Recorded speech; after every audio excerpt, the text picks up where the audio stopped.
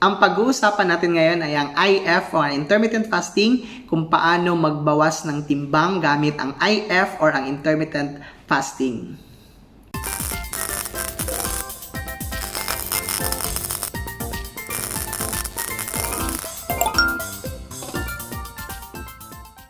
Hello, this is Sir Dencio. Click that subscribe button and hit that notification bell para updated ka sa mga future videos na i-upload ko dito sa channel ko. Pag-uusapan natin ngayon ang tinatawag na IF or intermittent fasting. So, ano nga ba itong IF or intermittent fasting? Paano ito nakakatulong upang mapabilis ang pagbawas natin ng timbang or para mapabilis ang ating pagpapayat?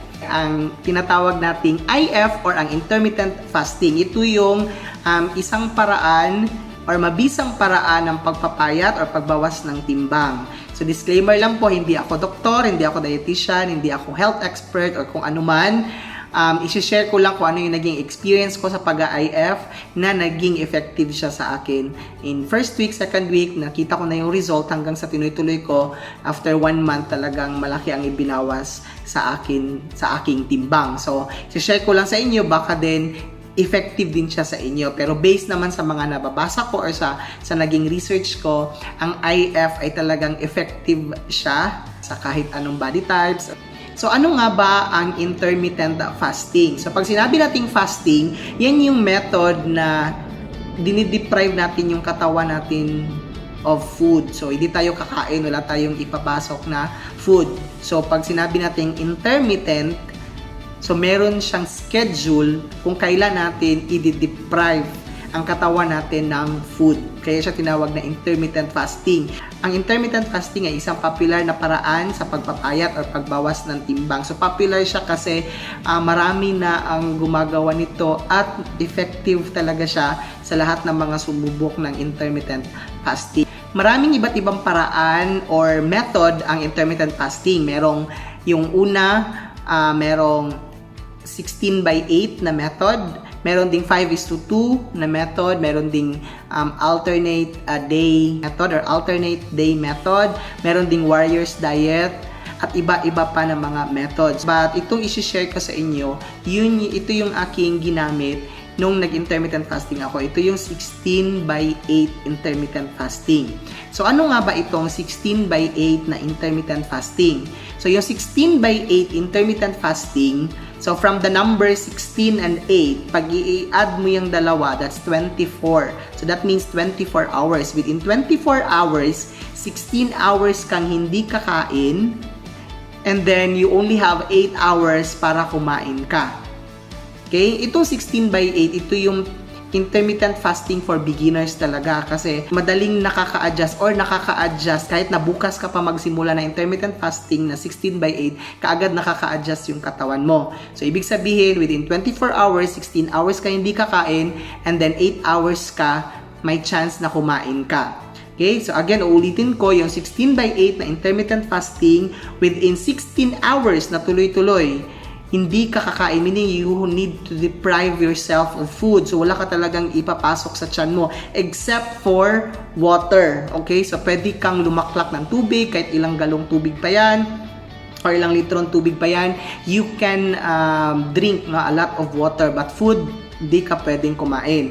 And then, after the 16 hours na tuloy-tuloy, yung remaining na 8 hours dun sa 24 hours, pwede kang kumain doon ng kumain. Pero of course, since yung goal natin is pumaya, tapos magbawas ng timbang, so, yung sa 8 hours mo na period na pwede kang kumain, may mga tips din ako na ibibigay or may i-share din ako na kung ano lang yung mga food na pwede din kainin at saka hindi. Kasi kung hindi ka naman gutom within that 8 hours or hindi ka naman talaga masyadong ganun ka-starve or kagutom, no need for you to eat a lot, no? Para lang talaga na sabihin mo na pinagbigyan mo yung katawan mo within 8 hours. So, yung enough lang din doon sa katawan mo. So, that's 16/8 intermittent fasting method.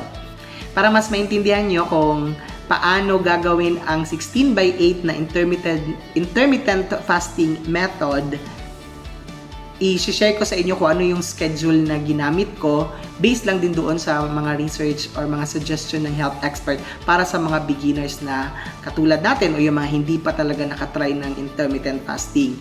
So, ang schedule na ginamit ko ay yung from 8 p.m. alas 8 ng gabi, okay, straight hanggang 12 noon kinabukasan or 12 ng tanghali kinabukasan. So again, from 8 p.m. ng gabi hanggang 12 noon kinabukasan, yun ang 16 hours ko na wala akong kain. Hindi ako nag-intake ng kahit anong food, only water. So bakit 8 to 12 noon? Kasi pag alas 8 na ng gabi, usually nanonood na lang ng TV or nag-scroll na lang sa cellphone, sa internet, or naglalaro ng mga games or whatever, nagre-rest na. So pwede ka na talagang hindi kumain ng ganung mga oras, no? 8 and beyond, or 8 lampas ng alas 8 hanggang sa matulog ka, hanggang pagising mo kinabukasan. After mong gumising, just drink a lot of water para madaya mo yung tiyan mo na hindi siya makafeel ng gutom hanggang hintayin mo ng alas 12 ng tanghali. Okay, 12 noon, exactly 12 noon, that's the time na pwede ka nang kumain. So kung i-count mo yung oras from 8 p.m. to 12 noon kinabukasan, that is 16 hours. So from 12 noon naman hanggang alas 8 na naman ng gabi, so that's 8 hours, yan yung time mo na kumain ka ng food na gusto mo. Okay? So, 8 hours din siya. So, kaya tinawag siya na 16 by 8. Again, from 8 p.m. hanggang 12 ng tanghali kinabukasan, no food intake, only water. You can drink a lot of water from those hours. And then, from 12 noon hanggang alas 8 na naman ng gabi, that's the time na kakain ka ng food na anong gusto mo. So, ang question, pwede ka na bang kumain ng kahit anong food? So for example, wala bang bawal, wala bang gaano ba kadami ang kainin ko within 8 hours na yan. So ang sagot po dyan ng mga health experts is since nagda-diet ka na lang naman, kainin mo lang yung kaya mong kainin. Meaning yung hinahanap lang ng tiyan mo. So, paano mo ibabudget ngayon yung 8 hours? Tayong mga Filipino, meron tayong 3 full meals a day and meron tayong 2 snacks in between. Okay? So, pwede mo din yan siyang gawin or pwede mo din siyang kainin ng mga meals na yan at saka snacks na yan within the 8 hours na period doon sa 12 noon hanggang 8 p.m. mo. Kung iisipin mo, parang mahirap talaga siya, lalo na sanay tayo mag-almusal tuwing umaga, minom ng kape, ng pandesal, basta sanay tayong kumain pag umaga. So, kung isipin mo, parang mahirap siyang gawin na hindi ka kakain hanggang alas 12 ng tanghali. So, nasa isip mo lang yon. Pero kapag itry mo na talaga intermittent fasting, pag gising mo sa umaga, kung maaga ka talagang nagigising, just drink a lot of water. So, inom ka lang ng tubig and then wag mo lang pansinin yung tawag ng tiyan mo na parang gutom siya or whatever. So, inom ka lang ng tubig. Hintayin mo talaga ang alas 12 ng tanghali bago ka magpasok ng pagkain mo. So, paano mo ngayon i-manage yung 8 hours mo na interval na pwede kang kumain? So, doon sa 8 hours mo na yon, starting ng 12 noon, so, from 12 noon to 1 p.m., pwede mo yun siyang gamitin as your breakfast time. So, instead na yung breakfast mo ng umaga, gagawin mo ngayon sa 12 to 1. So, kung ano yung kadalasan mo kinakain doon, pwede mo kainin sa 12 to 1. Pero mamaya, i-mention ko din or sasabihin ko sa inyo kung ano yung mga suggestion din ng mga health expert na kainin para talagang mas maging effective yung ating pag-i-intermittent fasting. Then pagdating naman ng alas 3 or 3 to 4, pwede mo na doon i-schedule yung kunwari lunch time mo. Yung pagdating ng 6 to 7 or 7 to 8 p.m., yan na naman yung schedule mo ng dinner time mo. So within the 8 hours, kumain ka pa rin ng breakfast mo, lunch, at saka dinner. And then in between those 3 meals, kung talagang gusto mo talagang mag-snacks, then mag-snacks ka, pwede naman yon. Pero kung talagang decided ka talaga to lose weight, at saka maging effective yung intermittent fasting mo, so pwede ka na hindi kumain in between or mag-snacks in between those meals. So, yun yung pwede mong schedule doon sa 8 hours mo na time interval na pwede kang kumain. Okay, question, pwede bang 2 beses lang kumain or isang beses lang? Depende na yan sa adjustment ng katawan mo or kaya ng katawan mo.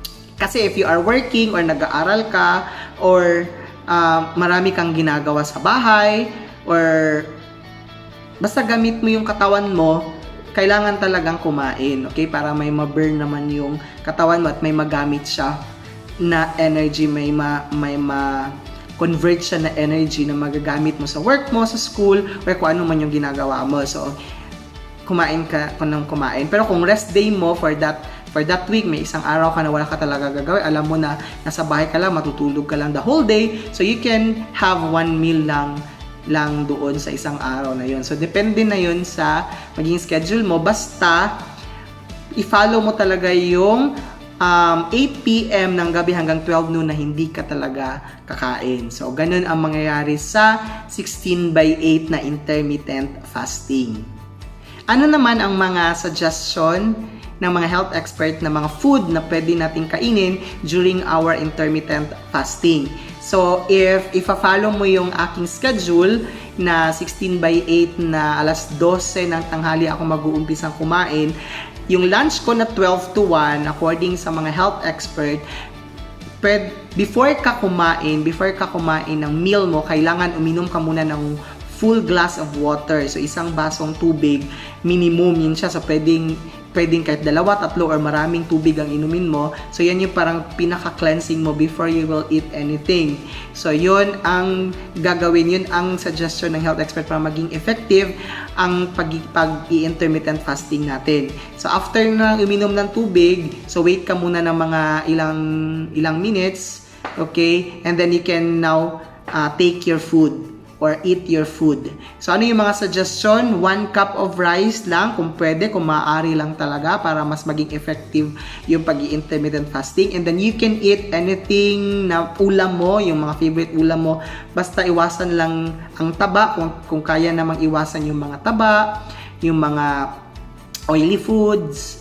So, yun. So, pwedeng iwasan na din para maging effective talaga yung pag-i-intermittent fasting. Then, no to soft drinks muna. At saka, kung gusto mong uminom ng kape, wag muna yung mga 3-in-1 kasi mataas sa sugar content. So, pwede yung mga brewed coffee or mga pure coffee. So, pwede naman yun. Pero kung hindi maiwasan na talagang gusto mo yung 3-in-1 na coffee, pwede naman. Pero, yun nga yung sabi ng mga health expert, if you really want to be effective talaga and mas mabilis yung resulta ng intermittent fasting mo, then iwasan mo yung mga high sugar content na mga food. So, kung pwede, bawasan talaga ang soft drinks, bawasan yung mga 3-in-1 coffee, so yung mga ganong klase na mga pagkain. Now, pagdating naman sa lunchtime mo, kunwari, kung schedule mo ng 2 to 3 or 3 to 4 p.m., half rice na lang yung magiging rice mo, then you can still eat your favorite ulam, okay, kahit anong ulam yan, basta yun nga, bawasan mo rin, or kung pwede, walang taba, walang mga oily food, and then wala ding soft drinks, at saka wala ng kape. So, dapat isang beses lang sa isang araw kung uminom ng kape or coffee intake. Okay, so bawal soft drinks. Kung gusto mo naman ng tinapay, pwede naman, basta hindi lang yung maasukal na tinapay, kagaya na ensaymada, yung mga ganong klase na bread. Okay? And then, you can also have a side dish like fruits and vegetables. Pwede naman. Okay? Basta yun lang enough for yung sa satisfaction ng tiyan mo. Hindi na yung sobra-sobra talaga na gusto mong parang meron kang reserba doon sa 16 hours mo na pagfa-fasting mo.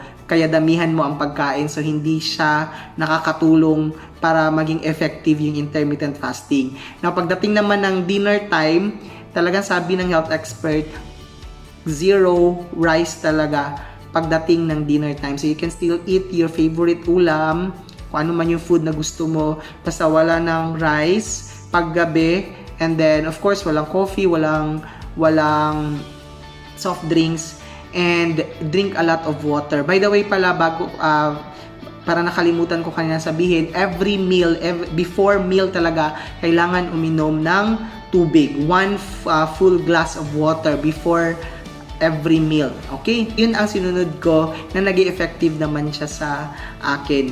So, I hope yun sa mga na-share ko na mga tips sa pag-intermittent fasting ay makatulong sa inyo. And good luck sa journey ninyo sa pagpapayat. Thank you so much for watching this video. I hope you will like this video, share, and click the subscribe button and hit the notification bell para updated ka sa mga future upload ko ng mga videos dito sa channel ko. Maraming salamat! Hanggang sa muli! Bye!